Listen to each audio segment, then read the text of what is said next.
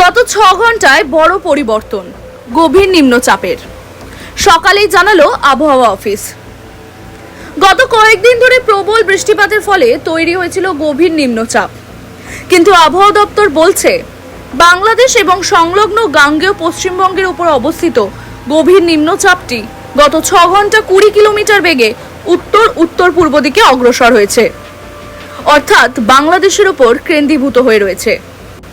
আশঙ্কায় কাঁপছিল উপকূলবর্তী এলাকাগুলি, তবে এখন তা নিয়ে একটু নিশ্চিত হওয়া যেতে পারে। এবছর সময়ের আগেই বঙ্গে এসে পৌঁছেছে বর্ষা।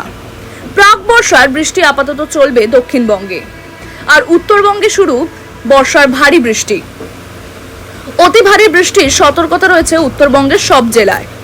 পার্বত্য এলাকায় ধস নামার আশঙ্কা রয়েছে। অন্যদিকে দক্ষিণবঙ্গে আপাতত আর ভারী দুর্যোগের ধাক্কা আসবে না বলেই মনে করা হচ্ছে, তবে বর্ষার জন্য তৈরি থাকতে হবে প্রশাসনকে। টাইমস নাও খবর।